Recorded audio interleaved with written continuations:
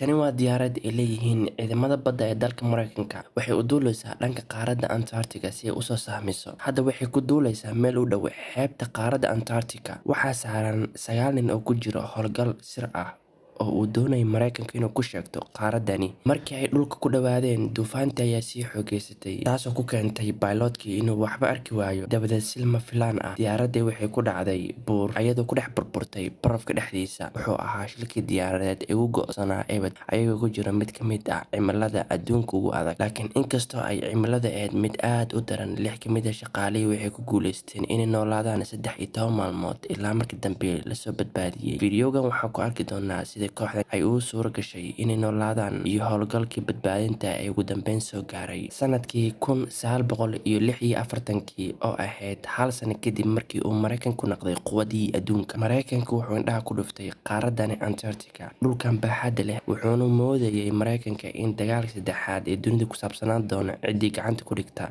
Isla sanadkii 1946 bishii Diseembar, Mareykanka wuxuu u diray 4 safar oo aad u ballaaran oo ka kooban 13 markab, 33 diyaaradood iyo 5,000 oo nin. Howlgalkooda sirta wuxuu ahaa inay sahmiyaan qaaraddan, saldhigyo ka dhistaan oo ay Antarctica ayaga sheegtaan inay ayagu leeyihiin. Mid ka mid ah duulimaadyadii ugu horreeyay, George 1, oo ka koobnaa 9 nin oo da'yar, 2 duuliye, xiriiriyayaal, farsamayaqaano iyo badmareenno, 1 sawir qaaday iyo kabtankii markabka. Safarka duulista wuxuu ahaa mid adag, cimilada qabowga badan darteed. Diyaaradda waxay ku duuleysay joog dhan 3,000 oo mitir. 3 saacadood kadib waxay ugu dambeyn gaareen xeebta, laakiin xaaladdu waxay ahayd mid ka sii daraysay sidii hore. Pilotka diyaaradda wax si fiican muusan u arki karin ayagoo ugu wacneed duufaanta daran ee dhacaysa. Qalabkii diyaaradda ayaa cabirayay dhererka oo la dhaho altimeter, wuxuu ku weeraray barafka dhumucda leh ee hoostooda. Pilotka oo weli ka sareeyo 3 mitir dhulka, laakiin ma ogeyn dhulka inuu hoostooda ahaa. French oo ahaa duuliyihii wuxuu go'aansaday inuu joojiyo howlgalka oo dib u noqdo.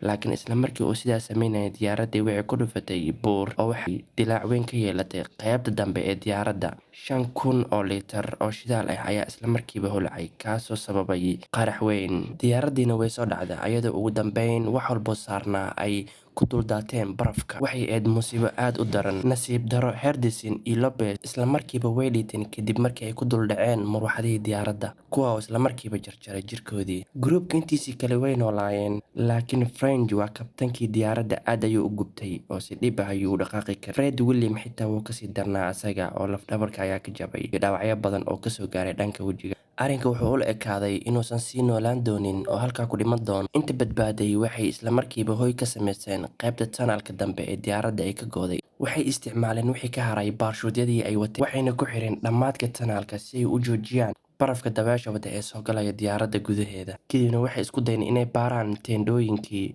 wixii ka haray, oo waxay heleen xoogaa teendhooyin ah iyo cunno yar oo ka kooban hilib qasacadaysan iyo maraq. Haddaba ayagoonan ogeyn goorta ama in la badbaadi doono, isla markiiba waxay galeen hoygoodii si ay u sugaan intay duufaanta dhammaanayso, maadaama uu ahaa qabowga mid aan loo adkeysan karayn. William aad ayuu u dhaawacnaa in la dhaqaajiyo, sidaa darteed ay agagaarkiisa ka dhiseen hooy yar ayagoo isticmaalayo bacaha la aaryeeyo ee lagu seexdo iyo haraagii ka haray diyaaraddii qaraxday. Saacado yar kadib, Robbins wuxuu u baxay si uu ugu war doono xaaladda William, laakiin muusan soo laaban. oo 6 kaliya ayaa ka hartay kooxdii, rajadooduna waxay ku xiran tahay in la helo halka ay ku sugan yihiin. Laakiin markabkoodii gargaarka oo loo yaqiinay Baines Line wuxuu u jiray 500 oo kiiloomitir. Helitaanka halka ay ku sugan yihiin wuxuu ahaa mid aad u adag. Kooxdii markabka waxay bilaabeen inay qorsheeyaan howlgal badbaadin. Xogtii ugu dambeysay oo ay ka hayeen diyaaradda luntay waxay sheegaysay inay u jirto 500 oo kiiloomitir. Si loo soo badbaadiyo kooxdii George 1, ragga saaran markabka Baines Line waxay ahayd inay helaan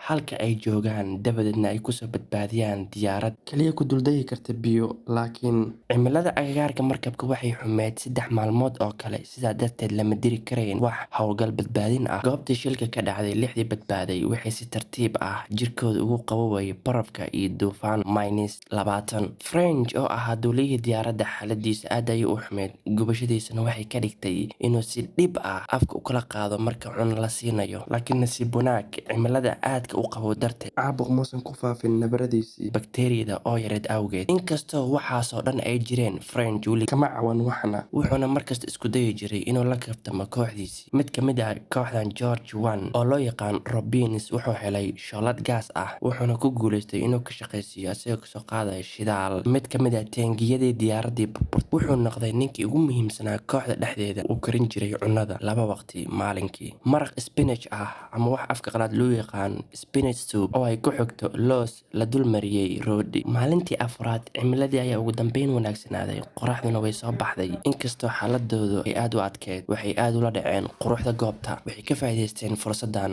oo durba waxay bilaabeen inay aasaan kuwii ku dhintay halka. Maalintii shanaad, kooxda goobta shilka waxaa ka dhammaanayay cunnada. Waxa u haray hilib qasacadaysan oo ah mid aad u qalalan oo aan asaga keligiis aan la cuni karayn. Robbins oo ahaa mid mar walba wax baara, maalinkaas wuxuu u baxay inuu raadiyo qalab kale, wuxuuna helay kaamad uu lahaa Lopez oo ah sawir-qaadihii la socday kooxdan oo sidoo kale shilka ku dhintay asna. Wuxuuna sawir ka qaaday goobtii uu shilka ka dhacay, kaamiradiina wuxuu ku qariyay barkintiisa hoosteeda si uusan u ilaawin markii la badbaadiyo. Maalintii 7aad, cimilada agagaarka markabka ayaa ugu dambeyn wanaagsanaatay. Diyaarad badbaadinna waxay ka tagtay Penisland ayagoo raadinaya kooxdii. Ayagoo isticmaalaya goobtii ugu dambeysay ee la xaqiijiyey, kooxdii badbaadinta waxay bilaabeen baadigoobkoodii. Markii ay dhulka ku dhawaadeen, cimiladu waxay noqotay mid aad u daruuro badan.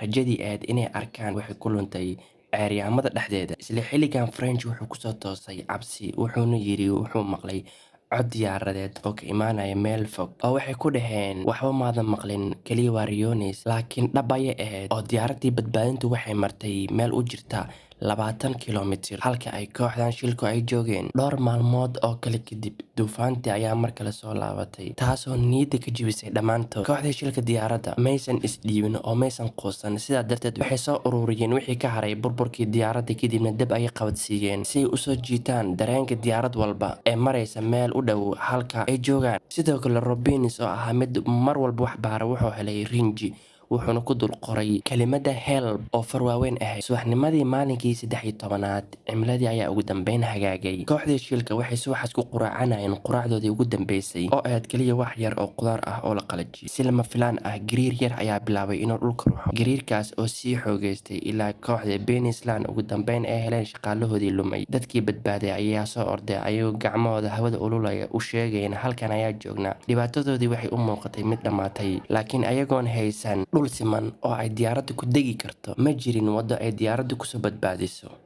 Waxay soo tuureen warqad yar oo ay ku qoran tahay haddii aad awoodaan inaad ku socotaan harada oo u jirtay 10 mayl dhanka waqooyi, gacmaha isqabsada oo sameeya arrinka. Isla markiiba waxay sameeyeen sariir si ay ugu seexiyaan French ay u jiidaan. Kadib waxay garowsadeen sida ay u nasiib badan yihiin in lasoo helo goobta ay joogeen. Waddada loo maray haradu waxay ahayd mid adag, jiiditaanka French ayagoo ku dhex socda barafka gaaraya laabtooda. Diyaaradii badbaadinta waxay raacaysay waddada ay ku socdaan, ayagoo si tartiib tartiib ah usoo tuuraya agab si ay u calaamadeeyaan waddada. Diyaaradii ayaa ku guuleysatay inay si fiican ugu degto harada. 2 ninna waxay u baxeen raadinta dadka badbaaday, laakiin si lama filaan ah, ceeryaamo badan ayaa mar labaad soo duushay, taasoo keentay inay is arki waayaan. Dadkii badbaaday waxay ogaadeen inay soo dhawaanayaan maadaama ay maqlayeen codka diyaaradaha oo meel fog ka imaanaya. Laakiin markii ay moodayeen inay soo gaareen, waxay la kulmeen derbi 20 mitir oo dheer ah, kaasoo ah caqabadii ugu dambeysay ee u dhaxaysay ayaga iyo harada. Waxay bilaabeen inay eegaan hareerahooda si u helaan waddo ka fudud waddadan, maadaama derbiga uu ahaa mid aad u dheer. Waxay arkeen waddo ka xigta dhanka bidix oo ahayd mid aan aad uga fogeyn halka ay joogaan. Kadibna waxay bilaabeen inay waddada raacaan, oo si u socdeen waxay is arkeen qoladii ka socotay markabka. Waxaa ceeryaamada dhexdeeda kasoo baxay 2 nin. 2 toddobaad oo cabsi iyo rafaad ah kadib, waxay ugu dambeyn la midoobeen saaxiibadoodii. Waxay fuuleen diyaaradii badbaadinta. Dhammaan 6 ninna waxay si nabad ah kusoo gaareen markabka. Waxay ahayd mid ka mid ah sheekooyinkii ugu yaabka badnaa. Dhammaan 6 ninna waxay sii wadeen inay sheekada u sheegaan dadka. 3 nin ee shilka ku dhintayna waxay ku aaseen barafka hoostiisa, kaasoo hadda kasoo wareegatay 80 sano. Kaamiradii oo Robbins oo helayna weligeed lagama soo saarin goobtii shilka ka dhacay. Sawiradeeda oo shaki la'aan qiimo weyn lahaan lahaa ayaa halkaa ka sugaya in maalin uun laga soo saaro halkaas. Oo waxaa wax lala yaaba ah inuusan qofna kusoo laaban goobtan oo shilka ka dhacay si uu usoo qaado kaamiradan iyo sawiradeeda.